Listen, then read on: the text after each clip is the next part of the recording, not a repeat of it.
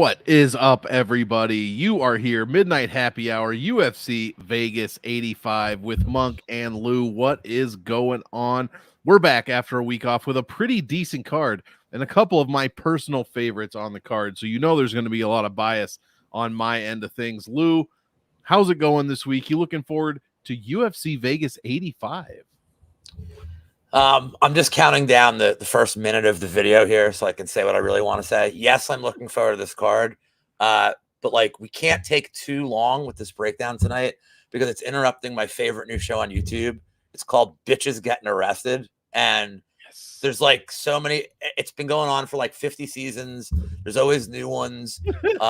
It's tremendous. And as soon as the show's over, I will go right back to watching and then yelling at my girlfriend in the room. Oh my God, this girl's the worst. You know what they say about bitches, Lou? Bitches be crazy. They be tripping. Bitches be tripping also. They do be tripping.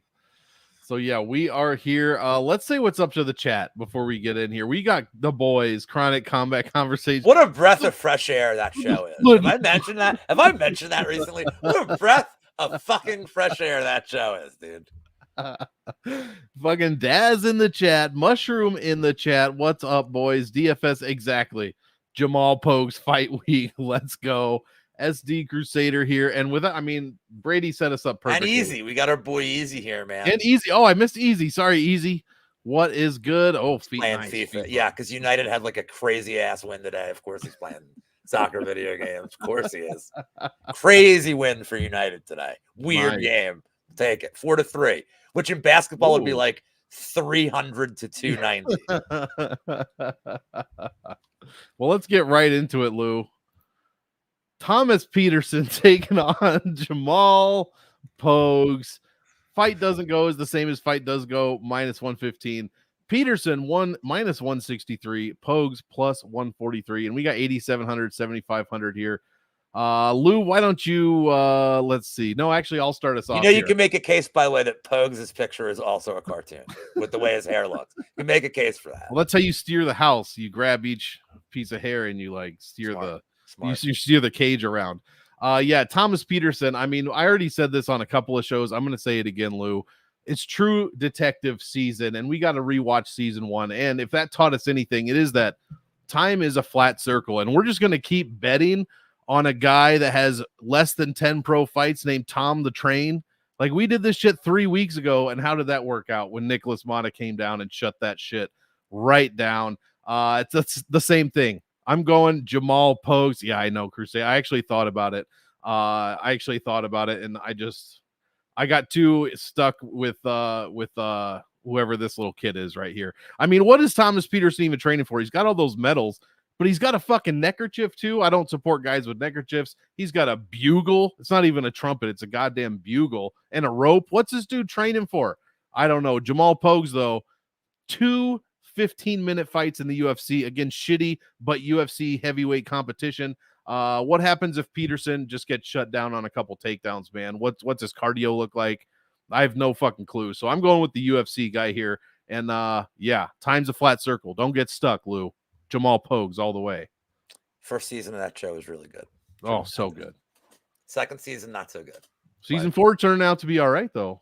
First season was really good. So I have no action pre-fight here. I will say that Pogues definitely looked pretty good all week from like what we've seen on social media, and we'll find out tomorrow when he gets in the scale. I don't know. It's a weird number. I felt like, and obviously like the money came in on Pogues. I feel like it was a weird number just because of how bad he looked against Parkin, but like traveled across the world. He just kind of looked lethargic. He was out of shape. Looks way better. The thing is I don't want to bet Pogues pre-fight because I think there's a world where Peterson takes him down in the first minute of this fight and maybe just like kind of fucking destroys him. I think that's going to be Peterson's win equity. Just because we haven't seen him go 3 rounds doesn't mean he has bad cardio, but I know Pogues has like pretty decent cardio because he's not a natural heavyweight. So I think as this fight goes on, Pogues can take over. I'd rather wait for a live entry after 1. I think if Peterson whomps him, then I don't worry about it. Like, I didn't lose anything. So yeah, you hope that Peterson wins, but really doesn't do any damage and starts fatiguing at the end of the round. You hope to get Pogues at like the plus 250 mark, and then like you hop on it. Absolutely. Yeah. What a shit show of a first fight. I mean, fight look, it just shows you how crap you are when it's a heavy fight. We got -115 for fight doesn't go. It's like for a heavyweight fight. Gotta love it. We've got Markel Medeiros taking on Landon Quinones. Plus 105 fight goes all three. -135 doesn't go. -135 also the money line for Markel Medeiros. Plus 115 Quinones. 85 and 77 are the salaries here. Lou, why don't you start us off? I think this is a really tricky fight. I will not be betting this fight at all. If you got Quinones at good dog money, like good on you, that's the way to do it. I like Medeiros a lot. I like his skill set. I think he's got superpower. I also think that a lot of people are handicapping Quinones on the Haqparast fight, that he survived, that he had good moments. Well, people forget that Haqparast really doesn't knock people out. He still landed like I mean, I don't know how many strikes he landed. I should probably see, but just shy of landed 171 strikes. Haqparast landed on him, and Quinones landed a ton too. But I think that Medeiros hits harder. They're both pretty durable, but I think Medeiros is definitely going to have the moments here, the bigger moments, I think. But I don't know. To me, this is one of those fights. You know, Mike, friend of the channel, Mike's MMA Picks, and I have been talking this week. And some fights are just, okay, look, I'm going to just bank this for future knowledge and watch it. Mm-hmm. I don't think I need money on this one. It's going to be a good fight. It's going to be fun. I'd almost, if you have to bet it, I'd lean fight goes the distance, or like some kind of like, you know, maybe over 1.5. Fight starts round 3 as like a little juiced parlay piece. I think they're both pretty durable, but I think I'm just going to be happy to sit back and watch this one.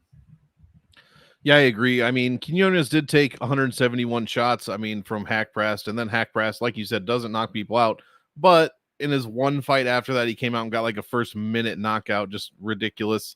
When, you know, for us DFS guys, that was completely insane. I don't know. Quinones still scored 61 points in that loss. There was no wrestling to speak of, no ground game to speak of at all. I mean, less than 7% total control time between the two of them over 15 minutes. So it was all striking. Quinones, you know, held his own. It was a pretty close, it was a much closer fight than it should have been. Nasrat was 9,500 that week, and Quinones was 67, and he scored 61 points there. Medeiros looks like a decent fighter, like Lou said. We don't, I got to take this as at a learning curve. I mean, he would have put up 109, almost 110 against Isa Isakov in that DWCS fight. So, you know, the path to victory, you know, is there. He's shown he can do that. So this one's going to be really good. Cash not touching this because I don't know who's going to win, but GPPs, I think you can put a healthy amount of either guy in your lineups. I'll probably have a little more Quinones just because he's cheaper at 77 compared to 85, but Medeiros could prove to be somebody that is, you know, somebody to watch in the near future. Excuse me. Next fight, Julia Stoliarenko taking on Luana Carolina. -125 doesn't go. -105 does go. -145 for Julia, plus 125 for Luana. Closest line fight according to DraftKings at 82 and 8,000. I mean, come on. What are we doing here? I don't like this fight for cash. I mean, I guess a little Stoliarenko, I suppose. For GPPs, look, Stoliarenko, obviously the path to victory, first round armbar, first round meme armbar. She's done it, I think, 2 of her last 3 fights against subpar. Well, Jessica Rose Clark was kind of subpar competition. Molly McCann, I don't know if you could really say that. I don't know. She is a belt holder, Lou. After all, I shouldn't disrespect her. But yeah, meme armbar attempt. You got to have her in here, GPPs, just for that reason. Luana Carolina has been knee barred, I think, not arm barred, but she has been subbed in her career. She also, when she loses, gives up 107 points on average. Meanwhile, Stoliarenko, when she loses, gives up 104. Now, these aren't Priscilla Cachoeira type numbers, but they're both extremely bad. So there's a chance that either woman could score okay here. I prefer Stoliarenko for that round 1 armbar finish. But I am interested to hear how Lou sees this one playing out. I just like Stoliarenko's score and a win better probably than Carolina's, but Stoliarenko gives up a shitload of points, Lou. Yeah, it's another good live bet spot for me.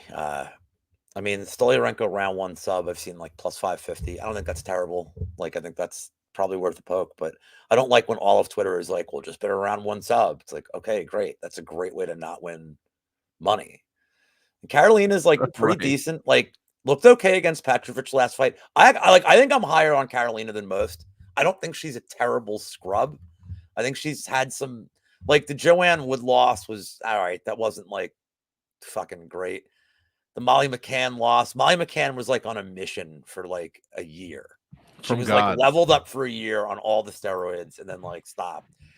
The Loopy win, it's tough to evaluate because Loopy took that fight on like 4 days. Like she took it like after fighting the week before and like I think it was up a weight class. So like Carolina bullied her, but I don't know. Like I like what I've seen from her in terms of like I don't think she's just going to get immediately taken down and subbed. I think she'll try to stay at range. I think she's probably the stronger of the two. And I don't know that I trust Stolyarenko past even like the 3-minute mark of this fight. So I think if Stolyarenko struggles at all, you got to jump on Carolina here. I would definitely take her after round 1. And it's not like Stolyarenko's a minute winner. So if this thing gets out of the first, I feel like Carolina will win every minute of this fight. Oh, God. I feel like Carolina can win every minute of this, especially when it's standing. She should win every minute of the fight. Like, so live bets the preferred play. The under 2.5, I saw it like plus 110 range. And I actually really like that too. I know Carolina's not a big finisher. What's up, Zach? I know she's not like a big finisher, but I think Stolyarenko is like going to start shooting really, really sloppy attempts after the first round. And I think Carolina could just bash her with a knee. So hello, Jenna. Welcome. So I prefer the under, but another one I think I just like the live bet on Carolina. I'm not going to make the play on Stolyarenko round 1 sub. I won't do it because I don't think my gut feeling is that she doesn't get it. Yeah. Yeah, we can only hope though. We can only hope. Next fight. Oh, Jesus. Zhenyang Li. And I do have a bet on the under. Like that's I am betting that. Here we got the Korean Tiger Zhenyang Li taking on Blake Builder. -1. I did not Photoshop Blake Builder's abs. That's how it comes in the box. -140 does not go to decision. +110 does go. Lee -150, Builder +130, 8,300, 7,900 are the salaries here. Lou, why don't you start us off here? So this is a fight I have 2 bets on. I got Lee at -135 a couple days ago, and I like the Lee KO 1-2. I haven't put that one in but I'm gonna do that on FanDuel. But I have a round 1, round 2 variant on Bet Parks that I put in. He hits really hard. I think his ground game, if Builder's not a guy who spams takedowns, but if he'd be smart to threaten one early. If Builder does go for takedowns early, Lee's pretty decent at like kind of staying out of trouble, and like he's got a decent get up game. But the most important thing here is the Builder just gets knocked down in every single fight. Like the dude's striking defense is horrendous. And Lee, I think, has got to be the hardest puncher. Morgan was a pretty hard puncher on Contender Series, but I think that Lee has got to be the hardest puncher the Builder's faced. And I think Lee can put him out. Like, only thing I would worry about is that if like Lee knocks him down and then chases him to the ground and gets like fucking key locked or some bullshit. But I don't think Builder's very good. And I was in his spaces today with like VB and all those dudes. And I don't know if it was George Gennaro or one of these dudes. George Gennaro, who, by the way, will be my guest on Props to Consider for the next pay-per-view. Nice. Longer. It's be like an 8 a.m. show because he's in he's Swaziland. I'm not sure. He lives in Antarctica. But like they were saying, it was funny. It's like every time Builder fights, they put him somewhere. They ship him around the world against a hometown guy. Like they must hate him. Like he went to Australia to face Shane Young, went to Canada to face Kyle Nelson. I mean, I don't know if we're in the Chinese district of Las Vegas, but like it does seem kind of strange that like they're just putting Builder in as like a setup guy for other people. So, but I think Lee hits really hard, and I like this guy a lot. I liked him on Road to UFC. I think his power is incredible. So I think like KO 1 is super, super live here, but the KO is like +2. Like low 200. So that to me is good enough. And I think he's a great DraftKings play at this price, by the way. Well, that's unfortunate, Lou, because he scored 10 more points in a win than Johan Linace did. He scored 49 points. I think that's an outlier fight. Ija. He came in that fight sick. There was a lot of weird grappling. It's not going to be that. Builder does not fight a style like that where it's going to be boring. Yeah. I mean, just looking at the scores, though, like Nelson scored like 62 on Builder. Builder scored 30 in that fight. He scored 85 against Young, who's awful. And he got 62 points scored on him. Like I said, Jun Young Lee scored less than 50. He actually got outscored by his opponent in that fight that he maybe didn't even win. He does have, the numbers. but he has round 1 KO equity here is my point. Like that's true. So I guess I got to raise him up a little bit. So I'm glad you went first. I think at 8,300, I think you have to, I would think you have to have some of him. I guess that's the only saving grace is he's cheap. And for his ceiling, I mean, and I don't know if he's going to be super high owned. I mean, you're the one that would know the projections, but I can't see on a card with like Maxim and Kizriev and like some of these guys that just wrestle, maybe even like, I think he might kind of go under-owned here. See, and that's another one, Maxim, which we'll get to. He scored 59 in his win against whoever the fuck he fought. And it's just like, well, we'll get to that one and why I think all these guys have huge wrestling. I'm not like saying you're wrong. I'm just saying all you guys have huge wrestling upside, and it's only a 1 fight sample size. That's the other problem with only doing UFC stats. Can we shout out to Pepe? Fantastic red beard gang. Well, Pepe's here. Just can I bring up, and I don't want to, I'm just going to say who it is because like I love him, but like Olivas, while I was doing my show last night, Olivas was, I guess he like just discovered mug shorties. And like I start DMing each other and I'm like, oh, there's this one, there's that one. He's like, this is the greatest Twitter account ever. I'm like, it's the only reason to be on Twitter. Right. Is mug shorties. And like, I mean, the queen got released today. Gee, shush. Who? The queen of mug shorties, man. She was just whoever was the one that was going on today. I don't know. Man. I mean, look, fixable or not fixable. And by the way, we have somebody on this card, Drew Dober, fixable. Oh, Drew Dober will always in my heart, right in the pooper.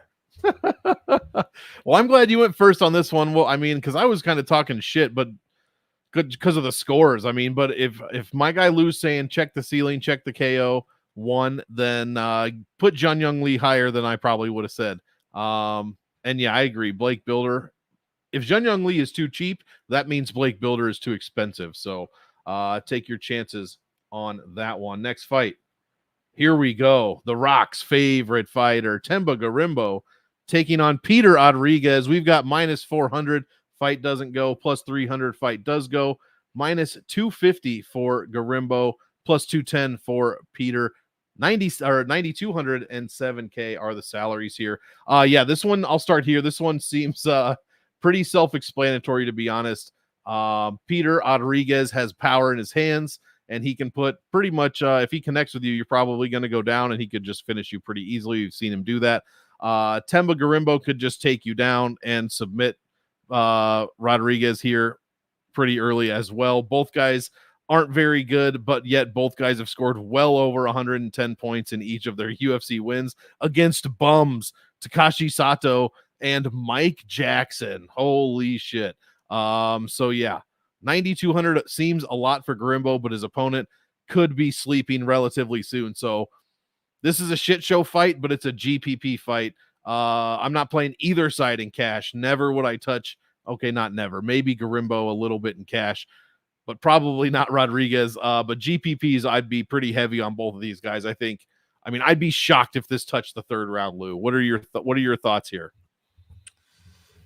So I don't love. Let me just start with saying I don't love Garimba's cardio, but I also don't think that's going to matter in this fight. Right. I'm not concerned about his cardio here. I like that you have him as Peter Rodriguez. I was wondering if you were going to notice that. Of course, dude. Come on. You got to get up pretty early in the morning and outsmart your Uncle Lou. That's true. That's true. So I am on the under 1.5, and I kind of feel like any time props here are probably going to be all right, like as a parlay piece if you're not comfortable with the 1.5. But I think it's minus 115 right now. That's great. I don't know that Rodriguez looks good past the first round. I don't know shit about Rodriguez at all. He's had 2 fights in the UFC, and I learned nothing. Yeah.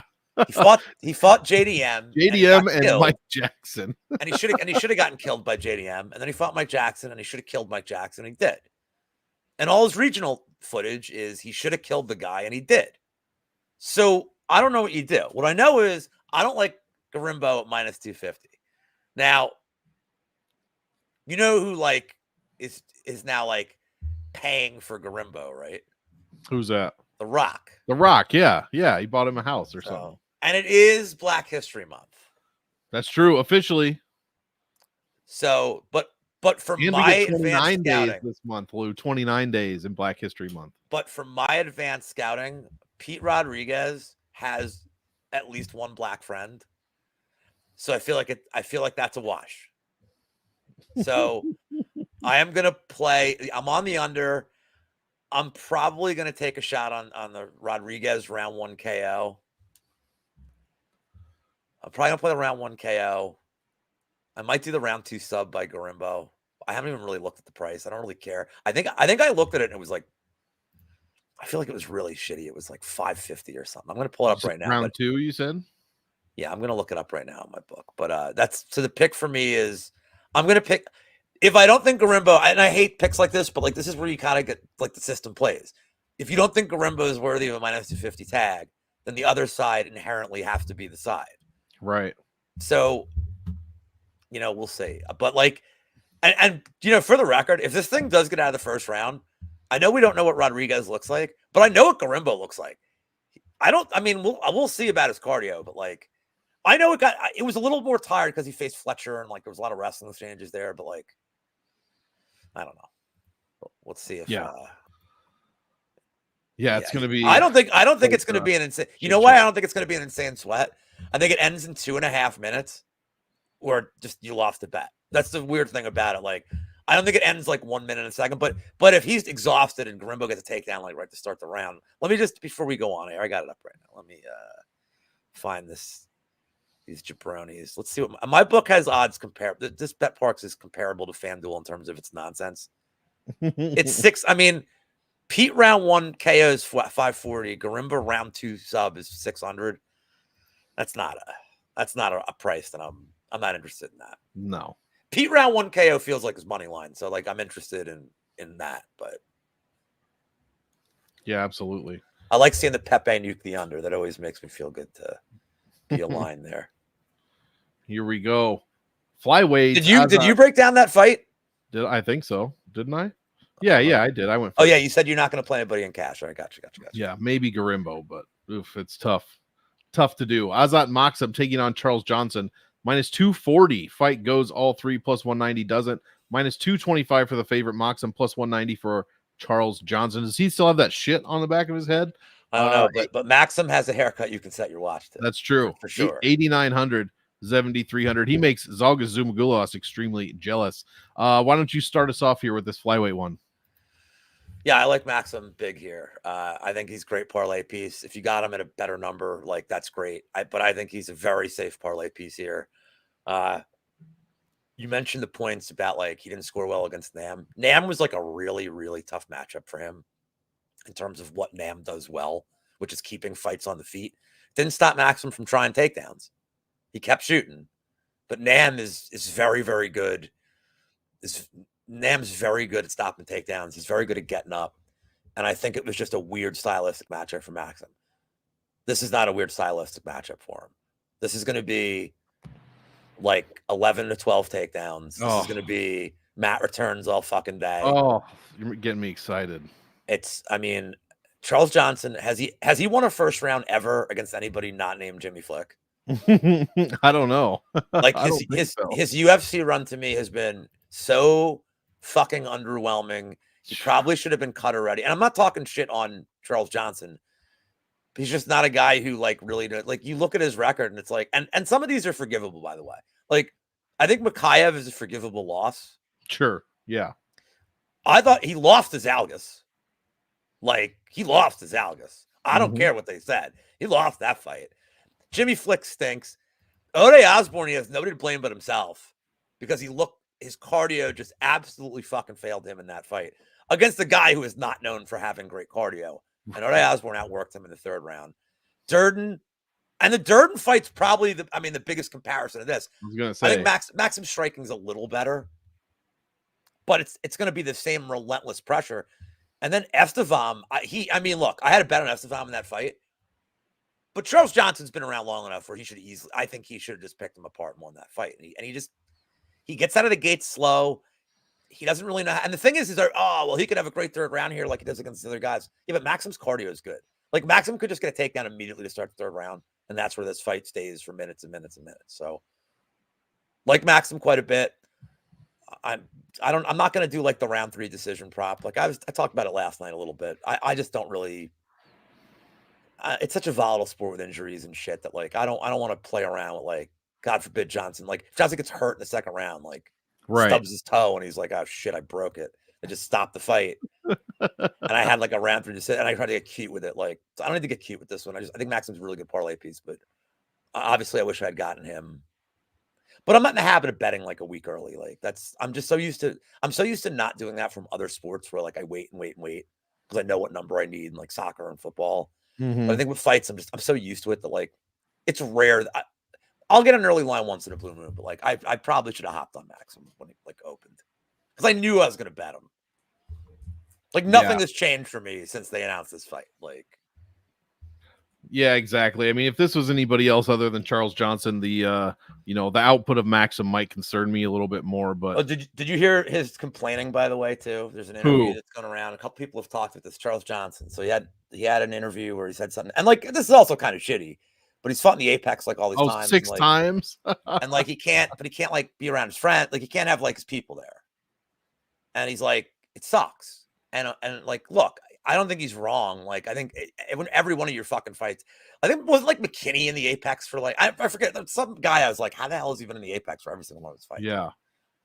But like, if you're Charles Johnson, I would say that's not what matters this fight because you're fighting for your job. He's fighting for his job for sure. I mean, he's dropped 3 in a row, and that's the ultimate thing here. He's given up 17 takedowns in his last 3 fights. Yeah. I mean, even if you throw out the Durden one for the outlier there, that's still 6 takedowns in the past 2 fights. Other than that, so. And did Osborne even contribute a lot to that one?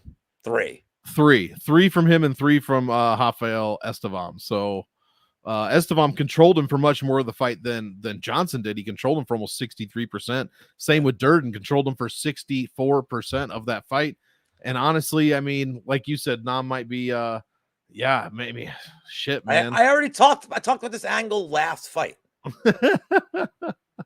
Yeah, I'm going Maxim here, and I think actually your commentary on this is probably going to have me putting him in more cash lineups. So I'm already going to have him in GPPs, but he's going to go in a little bit more for me after that. Next fight, boys. Former belt holder Molly McCann. Yeah, and that she held the belt. She held a fake belt. Diana Belbita could be retired. Who knows if it wasn't for this fight? Minus 220 goes the distance. Plus 180 doesn't. Minus 263 for Meatball. Plus 223 for Xena the Warrior Princess. 9,300 for McCann. 69 nice for Belbita. I'll start us off here. I mean, Lou, and my whole thing just spreadsheet of course had to freeze up. I don't need it for this one, thank goodness. Normally I'm not putting any kind of strength in Molly McCann to go under my rosters here. Like I'm just not a fan. Like, yeah, she nuked Hannah Goldie and then nuked Carolina, put up decent scores on that one, but she has not looked great. But Belbita, man, I guess she says she was retired basically, and then this fight just happened to come across her desk or something like that. So that outweighs any hate I might have for Molly McCann. So I'm going McCann here. Yeah, exactly. 9,300. I think she's an okay play for GPPs. I think she's probably a good cash play.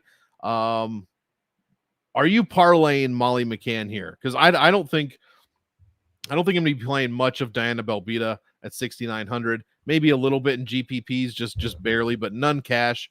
And I already said about Molly. So what do you think about this one? Would you parlay Molly Meatball McCann? I mean, how long have we been doing this show? Do I make parlay? I don't make bets like that, and you know that. But I am also on this prop that Pepe and Moyes and a couple others. I think Okay. Marco's on it too.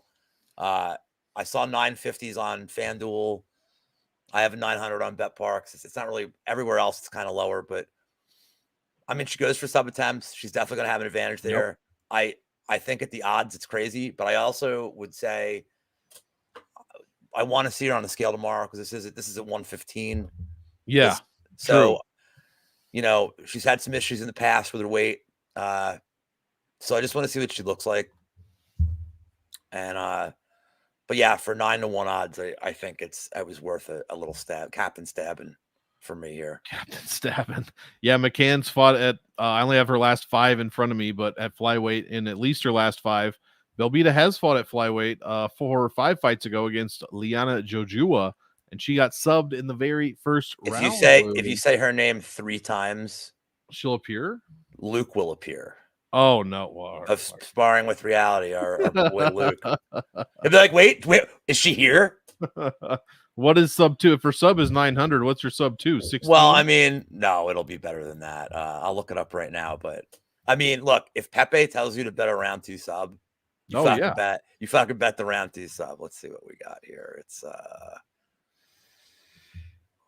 25 to 1. Let's fucking go, dude. Holy shit, dude. Hey, Monk. I don't parlay minus 300s. I get out of bed for a plus 2,500. Yeah. I think as soon as this show's over, I'm gonna hit that. Pepe, what number you got? Was it like comparable to the 2,500, or did they have like some absolutely off market line that like? I want to see if I want to see if FanDuel has it up just before we move on here. Who? 6 of her team members have won by. Interesting. What was that? Liverpool, wherever she's at. Ooh, nice. 2,800. So that's, dude. I mean, I had 25 on that. By the way, Belbita numbers are weird too. She's not getting a finish in this fight. It doesn't fucking matter. But hold on. Let me just. What was I gonna do? What the fuck was I doing? Oh, you're gonna make a bet, a plus 2,600. No, FanDuel's like always so slow getting these props up. I just want to see if they have it. All right, submission round combos. Well, I don't want the combo method. Yeah, I gotta check that for sure. It's actually worse on FanDuel. 2,400 for the round 2 sub. Oh, 2,400. So the round 3 sub is 2,900.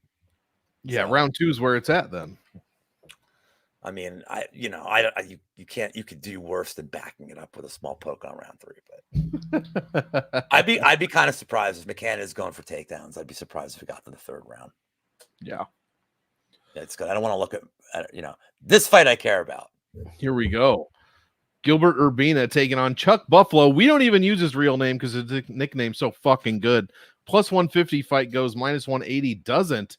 Urbina, 6'3", and he's a minus 200 favorite, plus 170 the return on Buffalo, 9K to 7,200.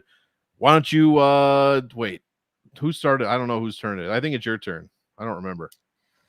Yeah, so I got to bet on Chuck Buffalo here, man. I was looking at it earlier in the week, and I'm talking to Big Steve, talking to Pepe, like early in the week, and I was like, I think Pepe and I were talking about this. Like, this might have been like Thursday or Friday of last week. Like, we were talking about this, and I was like, talking about dogs I kind of liked, and I'm like, am I crazy for liking Radke here? And he's like, no.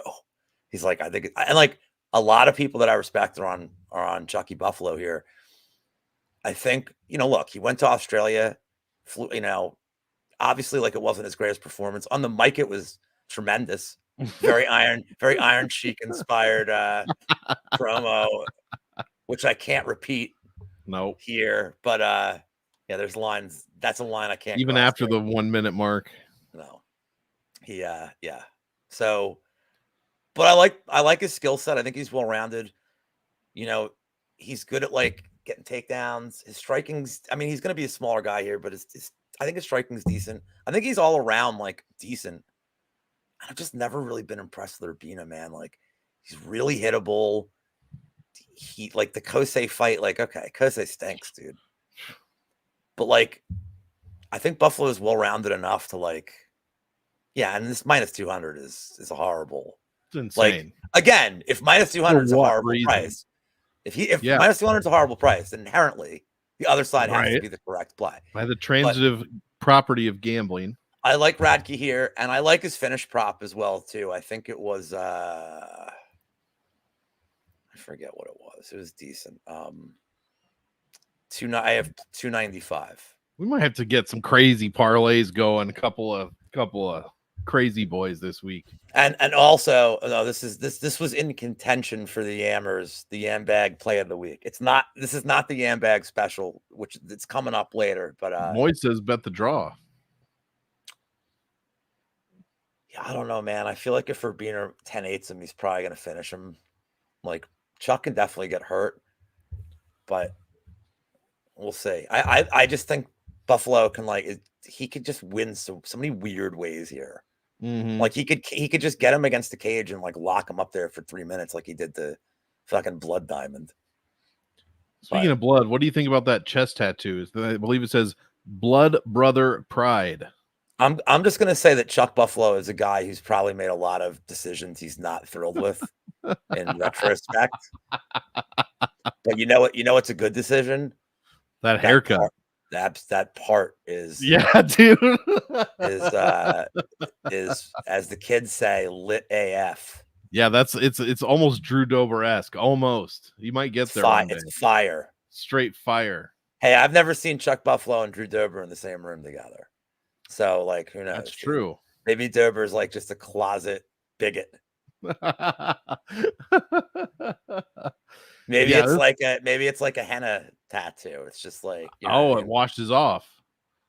Have I ever done stand-up? Yes, I did it once. He just went up there and he said Rudy a bunch of times. Rudy! No, the short version of this is I had a friend, Paul F. Tompkins of Mr. Show. And this is when he was first starting out his career. We were literally neighbors in Philly, literally next door, not down the block, like you'd say about a neighbor. And we used to hang out all the time at the bars. Good dude. He used to do Caroline's open mic night in New York. And he would say, dude, you ever want to try it? I'm like, yeah, dude. So, but I didn't take it seriously. And I'm like, I'll just wing it. And we get in the car, we're driving to New York. And he's like, did you prepare? And I'm like, nah, I'll be all right. You drove with Paul F. Tompkins to do stand-up for the first time? Well, he would host, and he's like, dude, I'm buying you 9 newspapers. You got to just read and come up with stuff. And now I'm freaking out because I'm and then I get there and I'm like, oh, fuck, these guys are taking it seriously. So I had nothing. The only laugh I got was me saying, Jesus Christ, how much fucking time is left on this set? And I got a chuckle. I mean, I'm even doing Seinfeld shit. I'm just what's the deal with grape nuts? You open the box, they're grapes, they're nuts. What's the deal? Nothing. I won't even get booed. There's nothing. That's worse. So I was 23 years old when that happened. So this was in the 40s. Yeah. He went up there and said, grape nuts, see? Vaudeville was all the rage. Yeah. And then you couldn't see the person holding it, but there's a big cane came out and wrapped around his neck and dragged him off stage. And then cereals broke the market with their new fancy cereal, shredded wheat. So yeah, I probably am overdue to try it again. But yeah, let's go. Radke is right. Dude. Yeah, I don't have much on this one. The DraftKings numbers are shit. I mean, you got to throw out that Kosuke fight. He's garbage. Urbina scored 125 against him. He scored 36 against Battle and lost to Battle. Got subbed in the second.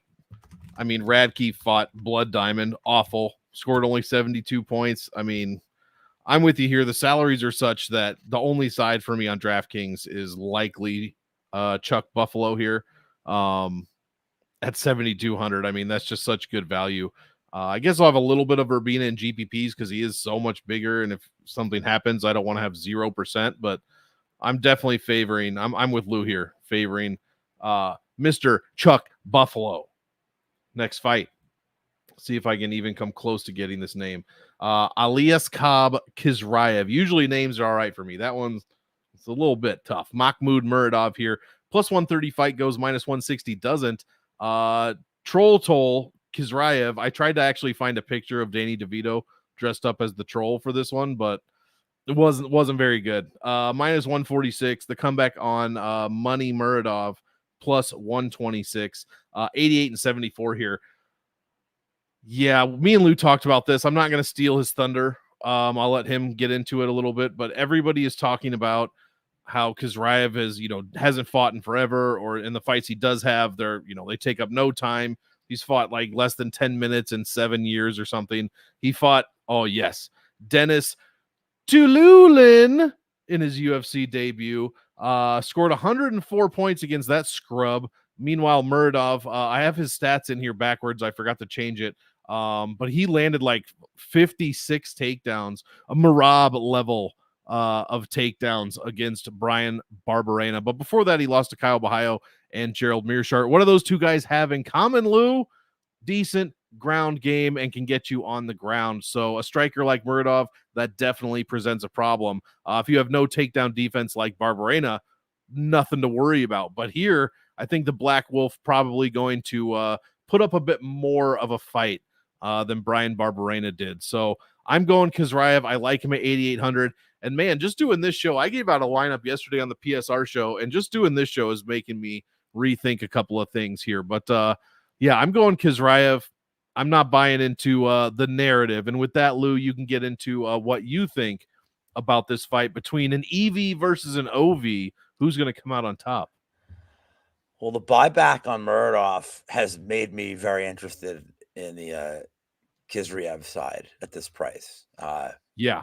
I know he hasn't fought in a while, but he's looked all right. He's looked durable. His cardio's looked good every time he's been out there. I know it's been a while, but like Muradov, like he kind of gasses. Like I don't know if he's going to get, and this isn't, GM3 is not some relentless grappler. He's like an opportunistic grappler more than anything else. Kizraev is just going to like get in range to take him down immediately. Like, I don't know. Like, if the price keeps coming down on Kizraev, I'm interested. Like 146, I'm getting interested in this. I'm not interested. I missed the big number on Muradov, but I don't want to break this fight down any further. This is your Yam Bag special. Oh, nice. You have lefty versus righty. You have a guy who hasn't fought in years. You have a guy who has bad cardio that could grab the cage on takedowns. What's up, Kiwi? And like also it's like a hilarious meme fight. Like it checks a lot of the boxes that I look for in a Yam Bag fight. So the last thing I'm going to say about this is from a DraftKings perspective, and this is your expertise, so I'm not trying to steal your thunder. But with all the money that's come in on Muradov, you're getting a guy who he might be like plus 110, 105 by the time the fight goes off. You're getting him at 7,400. I feel like that's kind of intriguing, and that you're getting really good value on the price considering the money line. Like you're getting horrible value on Kizraev now, but like, and that's your boy Sun Tzu. That's like one of his big tenets is like, well, what's his money line compared to like the price? And I agree. Like, I think it has to be a factor, but like, I don't know if Muradov's like, I don't know. I don't want to say he's finisher buffed, but I sort of feel like he's finisher buffed here. Mm-hmm. Kizraev can win by finish. Kizraev could ragdoll him for 15 minutes. Like, he's got multiple paths, but yeah, and I want to see the scale here, but I'm really interested in this price. Like, Kizraev has no neck, with tremendous grappling upside at this price. I might be interested, but nothing for me yet. Except for bags for sure. Yam bag. I don't need the scale for Yam Bags. Like, no, that's true. Natalia Silva, the Battle of the Curls, taking on Vivi Araujo. I think that's the one Wheezy would call Lorenzo Lamas, if I'm not mistaken. Plus 185. I also looked for a picture of Lorenzo Lamas, but that was the VHS days, boys. It's all blurry. Plus 185, minus 225. Fight goes the distance.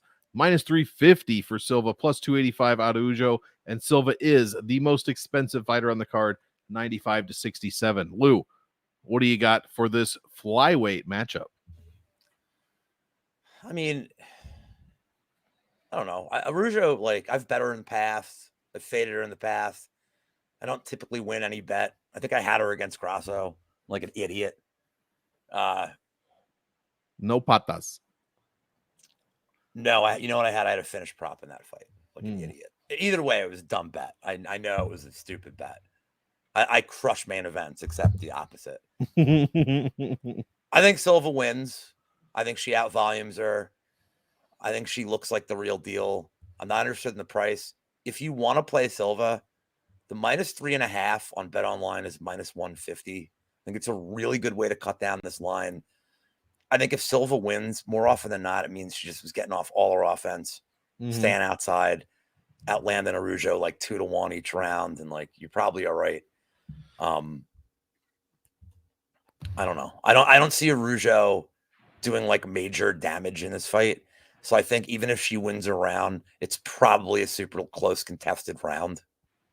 So, I mean, what's Araujo going to do? She's going to spam takedowns, right? Like try to get top control. This is going to be on the feet. I think 15 minutes, but I like Silva. I don't really have much more to add to this one. I'm definitely never betting the money line here. No, for sure. And my thing is for DraftKings, I mean, 9,500 is one hell of a salary to pay. And here's what you've gotten with Silva: 85 against Double J, Jasudavicius, 85 against Bleda, 108 against her worst competition, Victoria Leonardo, and then only 58 against Andrea Lee. So I don't know how she's going to pay this off, especially even if it goes into the third round, like Moise is talking about. Even a third round KO is not going to pay off a ton. What do you have for her ownership? Silva, man, low. It's got to be low. Probably 15, 20. No, just guessing. You think so? I mean, like cash game, I get it, but even that, like, there's other options. I mean, 15 to 20 probably. I can't see how. I mean, it's not like I'm trying to think of a super low owned like heavy favorite off the top of my head. I can't do it, but probably 15 to 20 would be my guess. And yeah, I mean, she's scoring 83 points or 84 points per win. Where is Araujo scoring 81 points per win? So they're both giving up not a lot of points either. Well, I guess Araujo's only the only one that's lost. She gives up 91 when she loses, so not a lot of points here. I'm excited to watch this. I like watching Natalia Silva fight. I think she's a good fighter. I think she has potential, and I like to see that. So yeah, against a what I would consider probably a gatekeeper-ish type fighter in Araujo at the flyweight division, I think this could be a big fight for Silva. But that said, I don't know if I want to pay that price for her in cash. That's fine, but GPPs, I'm going to try to get under the field. Same with Araujo, but I'm not going 0 on her for obvious reasons. You think living in Texas now, you're fancy? You can say Araujo. Listen to Araujo. Vivi. Yeah. Nice picture of Salikov, dude. Well done. Yeah, not one picture of this guy in color exists. This is the only one I could find. Randy Brown taking on Muslim Salikov. -130. Fight goes all three. +100 doesn't. -280. for Rude Boy, +240 for the King of Kung Fu. 91 and 71 are the salaries here. I mean, I can't wait to hear what you say, but this appears to me to be like a Randy Brown late finish decision type fight. And I don't know if I really want much of a part of that. I mean, Brown averaging 81 per win, Salikov averaging 79. The only thing that does concern me is Brown does give up 102 points per loss. But I mean, how old is this dude? Hold on, I'm pulling up. 39, almost 40. He's but he was born on leap year. Yeah. So February 29th. So that's it really is 39. But also he's friends with Dracula. Yeah. Him and Sergey Spivak. Yeah. I don't see it, man. So even if Salikov wins, even at 7,100, he might not even 10x his score. His average points per win over his last 3 wins is 69. Nice. 0.56. So he's not even 10xing his score. Yeah, I'll try Sepia next time. Dust Bowl type shit. But yeah, I'm going Randy Brown. That said, I don't know how he's going to score, so I like him for cash. But for GPPs, I guess it could be interesting. Play the ownership game with Randy Brown is probably what I would do. If he's coming in lower than you think, probably go a little bit higher on him. Otherwise, just kind of be around the field. But I don't think this one's, nothing's jumping off the page to me here, scrambling to get him in my lineups for GPPs. But I am picking Randy Rude Boy Brown to get the win here over Nosferatu Jr. What do you got here? Well, I was going to bet Salikov last time they were scheduled to fight. And yeah, I thought we broke this down already. And ain't nothing changed on my behalf. This is going to be one of those fights that, like, let's see how like morning soccer goes, and let's see how like the fight's going to this point. And if I'm like running pretty hot, I'll throw something on Salikoff just to like for shits and giggles. What is this? Can you say it? I'm gonna assume I know what the B stands for. Okay, all right, okay. Black honky meat. I don't know, dude. Interesting. I'm sure Pepe will tell me what it meant. But you know, naysayer, please. Naysayer. You know, we talked about that, right? We did, and after we talked, I watched that clip no less than 5 times. Oh Pat God, I McAfee. feel like a fucking asshole. Oh, you are an asshole, dude. Oh, What man. a dick. What a dick. I just lost my sponsorship. From You're off Saturday Night Live now. Jet Magazine is no longer sponsoring the happy hour here. I shouldn't. We have to scrub this episode like immediately to be deleted immediately. Problem I have with Brown is that every fucking fight he's in, he fights so close and he fights so weird that like I'm never comfortable. And like it's funny because I think the last time that I bet on him, I didn't touch him in the Trinaldo fight. I don't know why I didn't. But the Chaos Williams fight, I had him by decision. And he won by split. Right. And it's everything you want when you make that kind of bet. You're like, all right, I actually think I bet the split decision. I think I gave that out too. It was like, just felt like it was going to be one of those. Because the under was like juiced. The under was parlay juiced. I can get behind. Yeah, the under was juiced. I think that's why I said I liked the split decision, because I'm like, man, Chaos Williams like is always like get these juiced unders because of him, but like Brown's pretty weird. He's like when Brown loses, he gets knocked out. Yeah, I mean, our chat's great. I have nothing. I don't know if we can put that one up, but our chat is really funny. I did read it. So like, I don't know, man. Like, you know what? I wonder what the Salikoff plus 3.5 is. It's probably plus money here. I don't see a finish, man. Like, no, I don't. Like, I think Brown just like points, and like, look, man, I know Wellington Turman's only like 27. Wellington Turman fucking sucks, man. He is the worst. So I don't know, man. All right, let me see what this is. This plus 3.5. It's even money. I think Salikoff could win. I let's put it this way. I think Salikoff probably loses round 3 at a very high clip. Very, very high clip. I also think Salikoff's live to get a finish. Oh my God. Why can't he? I mean, Brown is not like the most dependable chin I've ever seen. Salikoff has enough power to put him out in one shot. But I think that Salikoff could probably win a round here. Probably could win the first round. So I think the plus 3.5 even money is kind of interesting. He did KO. Like I said, this is gonna be like I'm up for the day, like pretty big. So I'll just like fuck around and find out. But I'm gonna pick Salikoff for the sake of picking him here. I think that like I don't know, man. I don't like Randy Brown at this price, dude. I don't like Randy Brown ever. I don't care who he's facing, unless it's like Mike Jackson. I'd like him against Mike Jackson, and even then, he'd probably like win late in the third round. Like he'd probably like sensing a theme here about guys that you don't like. Yeah. I mean, hey. sorry, I got it. What's up, Marley? What's up, dude? What's up, Marley? I want you to know, since you're just tuning in, that happy hour does not support racism. We are, so you know. He's probably like, "What the fuck are you guys talking about?" Yeah. Don't rewind the show. You started here. That's fine. Start it here. Yeah, you get to stare at Drew Dober. Fixable. Fixable. Jesus. Fixable. My guy from Omaha, 402, taking on another one of my favorite. I mean, who doesn't like Money Moicano? Come on, man.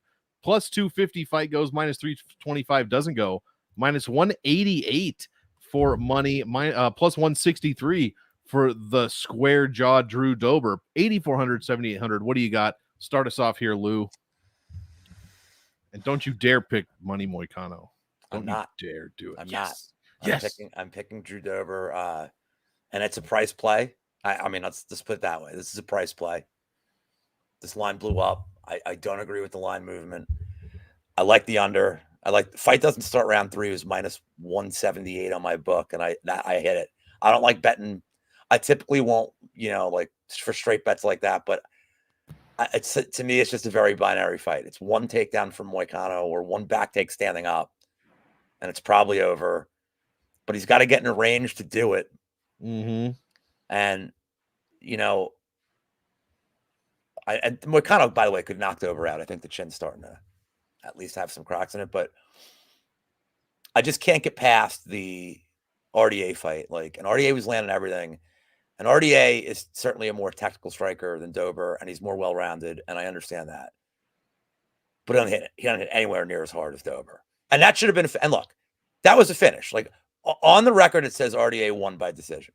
I understand that. Anybody who watched that fight knows RDA won that fight by finish, and only the referee was unaware that that's how the result of that fight was.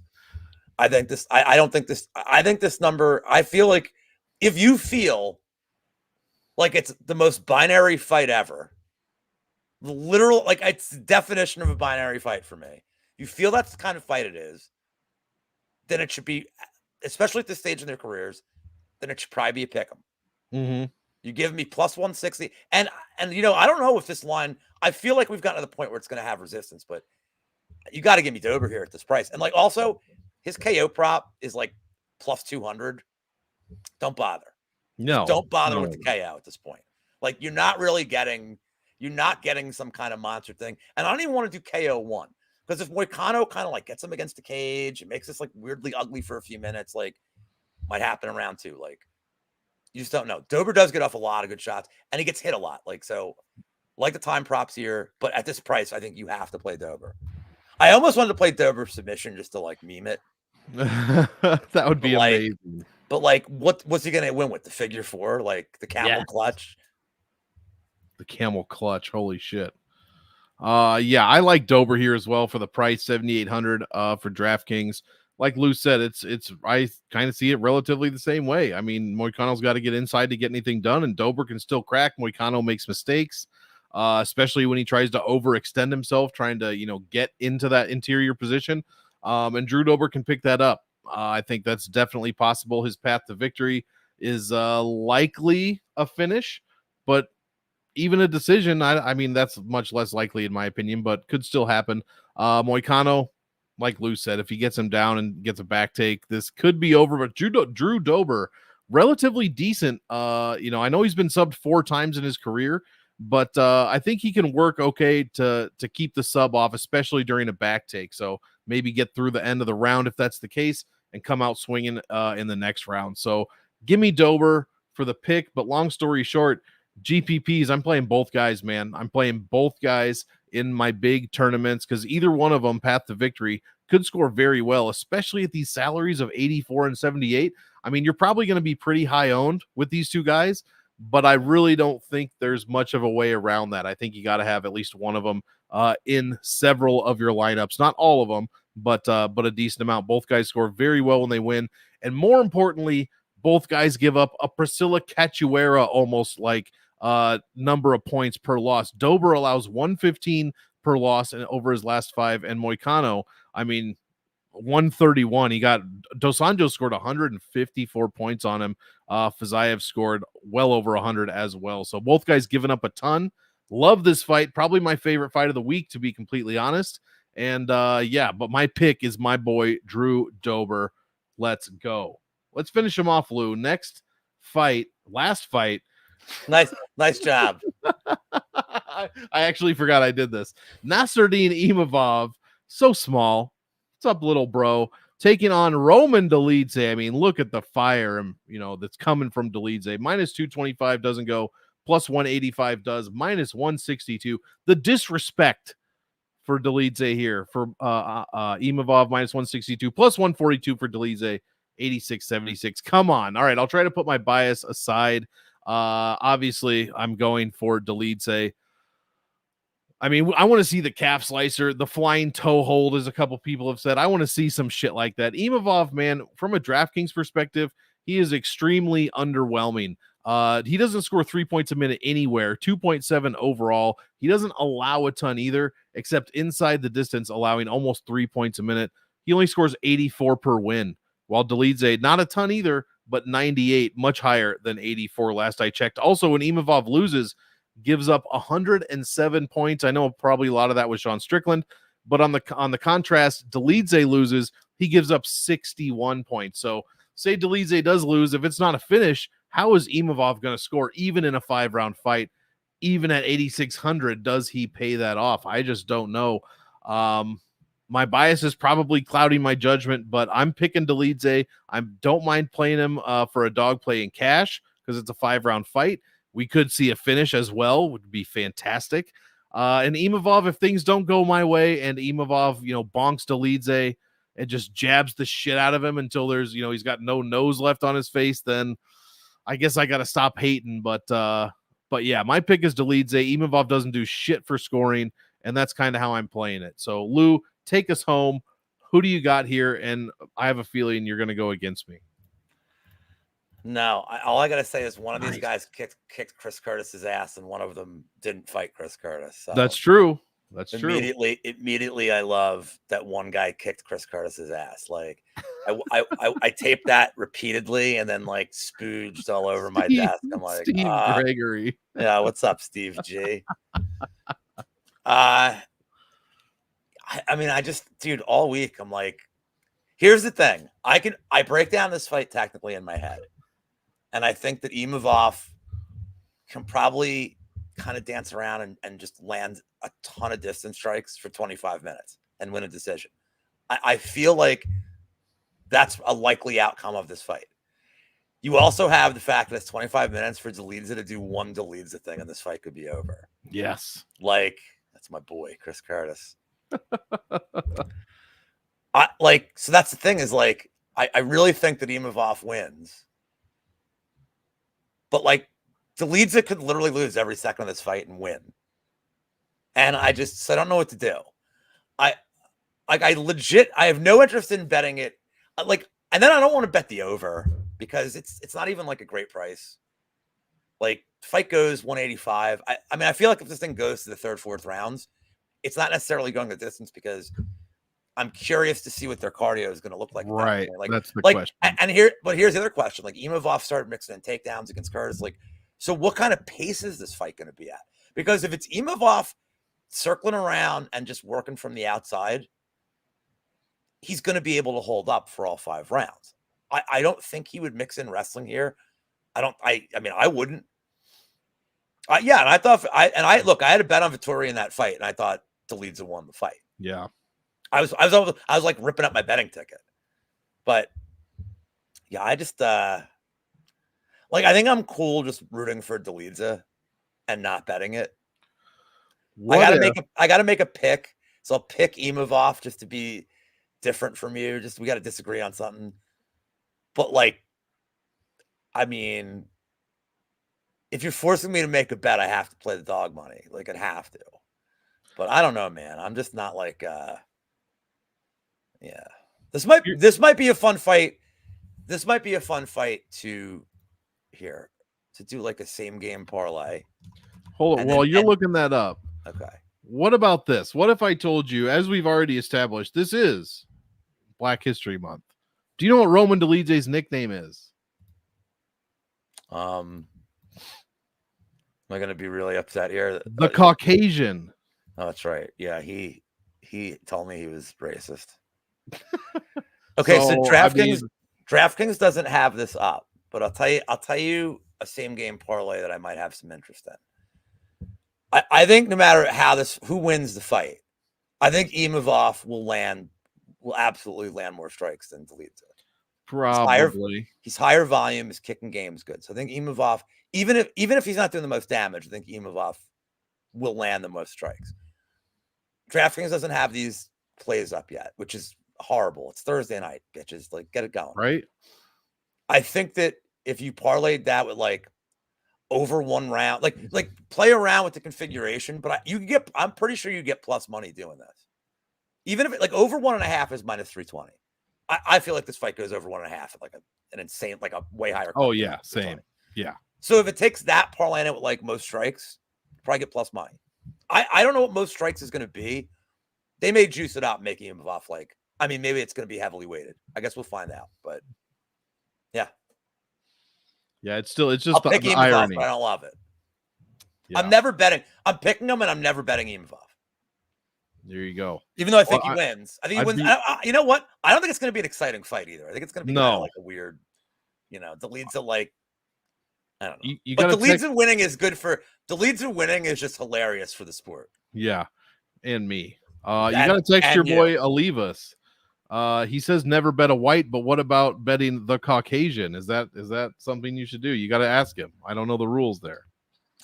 Georgians like they're white, but they're like it's the Caucasus Mountains is what it is. But whatever. It's just what it says. Hey, wordplay is fun, guys. Join in. Come on in. Have some fun.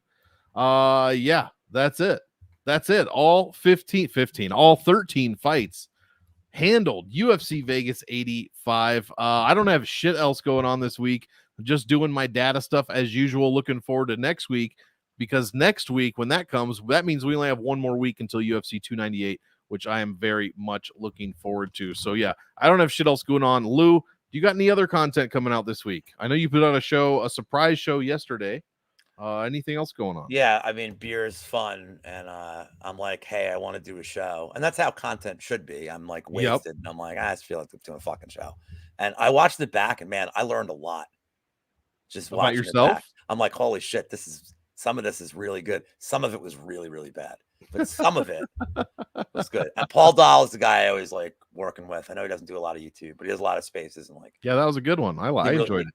He's a real good dude. Some people like him. He's very reserved, very shy. He needs a psychopath like me, right, to just force the personality out of him. And like, so I always like when I can take something like that and like kind of get them like completely off their game, asking them random shit. Right. But no, I have in fact, so I have reduced my content schedule a lot.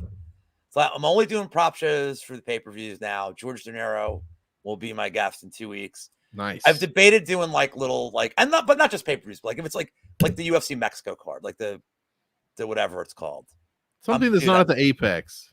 No, but what's that called? Not Cinco de Mayo, but the whatever it is, the Goya Latino Heritage Month or whatever the fuck they call it. Like that's a card I would do. Like I'm saying, UFC like Noche. There you go, same thing. But that's a card I would do. And hold on, I did not give out Builder sub 3 because I gave out Lee round 1 KO. Yeah. I gave out the opposite of this bet. But I've reduced I'm even guest spots, man. I'm not really like, I don't know, man. it's a lot, man. I'm like, it's nice to take a break. It makes you come back. You do a couple more, Well, I mean, but dude, like I'm working a lot. Like I'm working like a lot at my job and like doing other shit with my job. And like now we got a new bar in town. So like that's gonna be more of my time. Like I gotta make my presence felt. Yeah, they have to know. Right. So and everybody's like, oh, you're that guy that gambles, right? I'm like, hey, you're that asshole that never shuts the fuck up, right?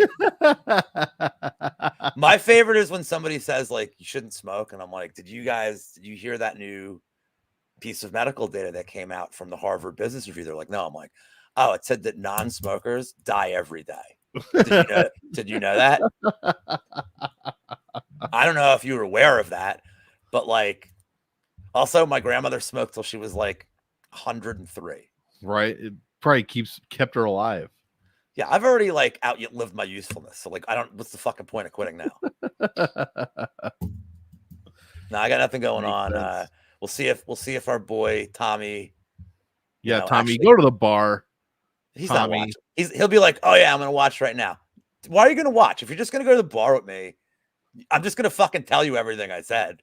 We're gonna go over the fights one by one. Yeah, aren't you that guy that gambles? And I'm like, I'm the guy that like bets Danish handball. Yes. If that's what you're referring to. Well, my favorite is on Fridays. So Fridays at 2 p.m. is always Eerste Divisie, which is Netherlands League 2 soccer. That's my, of course. I just blindly fire on overs. So I'm just like sitting at the bar, just like staring at my scores, and I'm like, yes. Like, like if you've ever used this website called Flash Score, they'll put up like a red dot, like a pulsing red dot. It'll say like big chance. Yeah. Right before the goal. It's not 100%. Sometimes they make a mistake, but like as soon as you see the dot, you're like, Oh shit! It's like the red zone. Yeah, you're like, yes. Yeah, no, it's like red zone. If you see a play from the 50-yard line, somebody scored a 50-yard touchdown. They're not showing you that play unless it's like the first few minutes across the league. But if they have to like go to another game, pick six, like something big happened for them to show you that play, or like they show you a punt, shit happened. Somebody got destroyed. So I don't mind sitting there being like, it's awesome. It was awesome talking to you about nothing. And me staring at my phone, looking at Netherlands League 2 soccer scores is far more fun for me than anything that come out of your fucking mouth. And Tommy's funny because Tommy's like, if you guys don't know, like Tommy's one of my best friends, like, and he lives, he's like a mile from me. And Monk and him do content on Whatnot, selling UFC cards. So I just refer to Monk as Tommy's friend, Monk. Just easier. I have no liability in this regard, but like Tommy will sit there and he'd be like, what do we got? Goal? He's like, does it look good? Does it look good? He's like, dude, your phone's flashing. I'm like, yes. Yeah, it is. And I'm like, no, I'd like, don't reverse it on VAR. Like, don't take it off the board. Fucking VAR. So yeah, so that's, hopefully Tommy will be out. I'll be out either way, but like what time I'll be out depends on that slot. On others. Exactly. All right. Well, that's all we got. Let's get you on out of here. As usual, we want all of you to enjoy the fight. So enjoy. And we will see you next week for UFC Vegas 86.